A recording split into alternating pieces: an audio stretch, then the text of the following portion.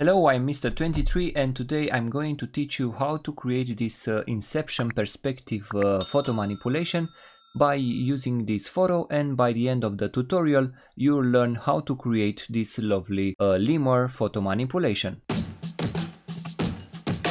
We start the tutorial by using this photo of this landscape, and first thing that I want to do is to select the photographer from the photo. So zoom in. Take the object selection tool by pressing W and select a rectangle around the photographer. Because the selection is not really that perfect, let's take the lasso tool. Then hold shift to add parts in the selection that Photoshop didn't add, and just look for those parts where Photoshop didn't do the selection, and just hold shift and add those parts. Now if we want to subtract some parts, just hold Alt and deselect those parts. Now let's press Ctrl C and then Ctrl V, and we have the photographer. Now let's rename this to photographer, and let's hide this layer for the moment. Now let's check the background picture, so be sure that the background is selected.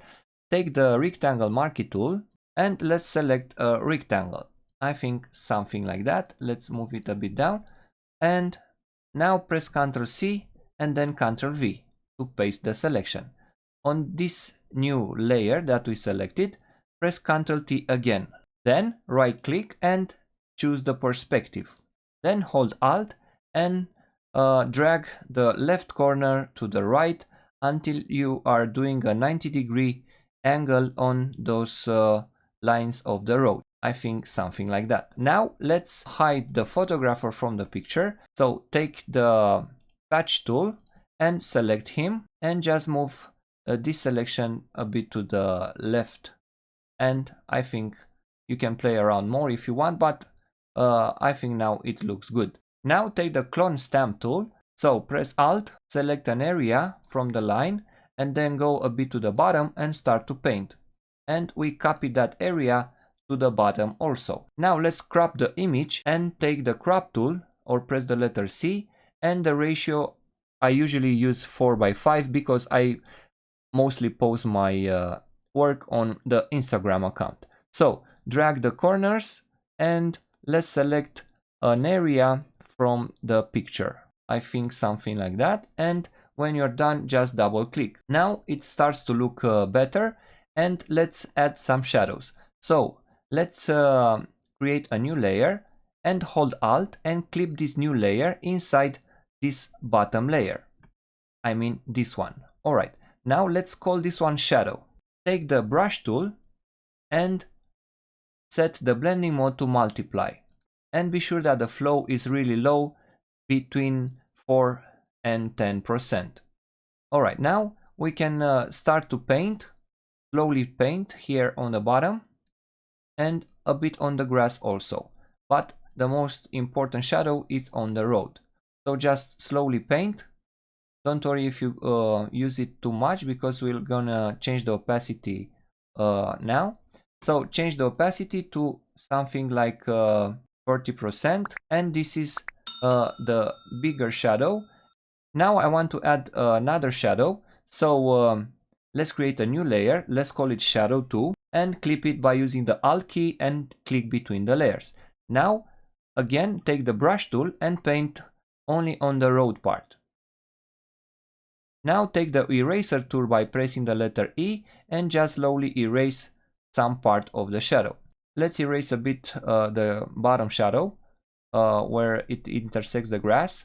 So take the eraser tool by pressing the letter E and erase those areas of the grass. Alright, I think now it looks really nice. Now because the latest Photoshop version has this replacing sky option, let's replace our sky. Go to the bottom layer, then edit and choose sky replacement. And I love this sky that Photoshop has. Of course you can use your own sky if you want, but because Photoshop has this option, I went with this sky replacement. Now I want to flip it. Just check the flip button and then hit OK. And we have our new sky ready. Now let's add more elements to our manipulation. We have this PNG file from Duzulek from DeviantArt, and now let's drag this lemur to our manipulation. So now I want to make him smaller, so his tail will be visible on the bottom part, and let's press Ctrl T and hold Alt and drag the top right corner by holding Alt. And this is the position that I want. Now let's add a photographer that is taking a picture of our lemur. And I have this photo from Unsplash. I already select him, the photographer, and let's drag him in our composition. Of course, he's too big. I want to have him like a normal size. So that means he will be really small. Now let's bring back our original photographer, which is this one, and let's move him a bit to the top. So we will use this size of the photographer to resize our new photographer. So press Ctrl T and let's shrink him a bit more. So I think because he's more in the background than our first photographer, he will be a bit smaller. So I think something like that, it's okay. You can, use the first photographer or not, it's up to you. So for the moment, let's uncheck him and use only one photographer. Let's add some shadows. First, let's create a new layer and drag it under the lemur. So set the blending mode to multiply, and of course the flow should be really low, like 5%. And now drag the top point of this circle to the bottom a bit and let's make an oval. And with this oval, let's shrink a bit the size of the brush. We will slowly paint on the ground some shadows.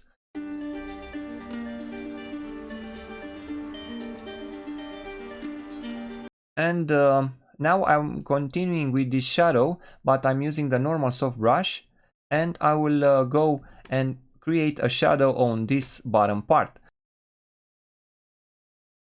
And let's add a mask by clicking this icon. And now with the brush, take the black color and let's hide a bit of this shadow.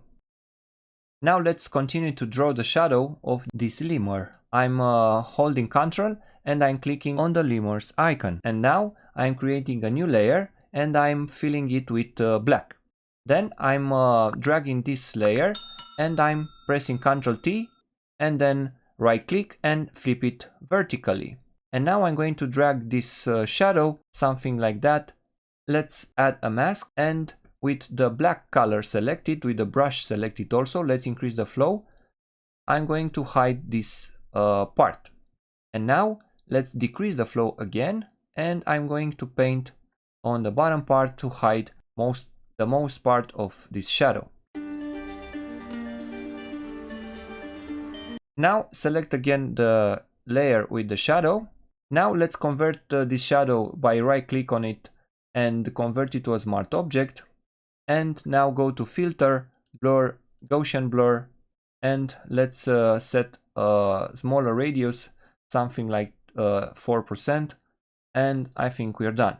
Now let's create a group for our lemur. Hold shift and select all those three layers and create a group by pressing the group icon. Now let's create a new layer underneath our photographer by holding Ctrl, and let's rename this to shadow. And now let's take again the same oval shape, and we are going to add some shadow underneath his legs. Add a mask and just paint again with the black color and hide some parts that were too strong. And now again create a new layer and hold Ctrl and click on the mask this time. And we selected our photographer. Now press the letter G for the paint bucket tool and fill it with black. Alright, now press again Ctrl T, right click and flip it vertically and drag this shadow underneath his legs and hold Ctrl and drag the corners of the right part of the shadow. Reduce the opacity around 30%. Right click, convert it to a smart object, then add a mask. Take again the soft brush and just paint. Alright, now go again on the shadow thumbnail, go to filter, blur, Gaussian blur, and let's decrease the radius to around 2%. We have some shadows now. If you want, you can always, change the opacity to whatever you think is right, something like that. I think we can go to 50%, and I think now our shadows are ready. First of all, let's select all those layers from the photographer and create a new group. So hold shift, select all of them, and then press the group icon. And let's rename this photographer. Now go on the Lemur group and add a new levels adjustment. Now let's clip it by pressing this icon and drag the right white slider to the left. Then press Ctrl I and invert the selection. Now take again the brush tool and with a flow around 3-4%, we are going to paint with white this time.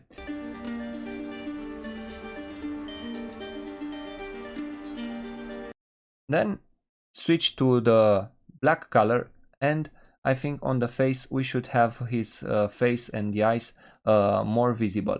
Now let's create a new layer. Go to layer, new layer, and mode should be soft light and fill it with 50% gray. So now take again the brush tool, and with the black color selected, we are going to paint on his fur on some already dark area.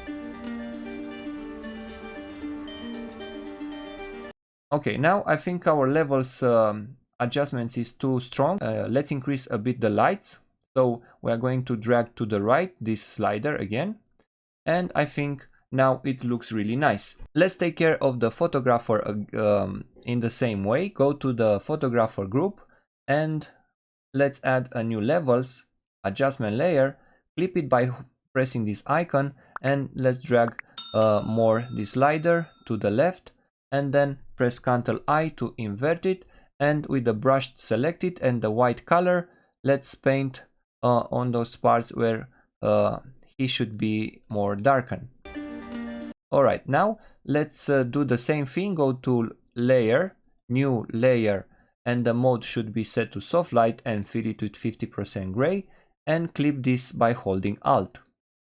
Alright, now do the same thing with the black color selected, and if you want more light, just switch to white color and add some lights on those parts where he should have more light.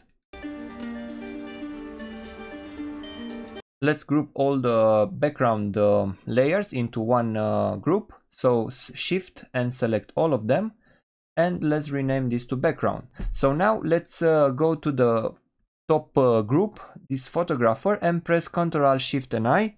And now let's add some camera raw effects on our photo manipulation because it is done. So right click, convert it to a smart object, go to filter, camera raw filter. On the camera raw filter, I use those settings. You can copy if you want, or you can use your own.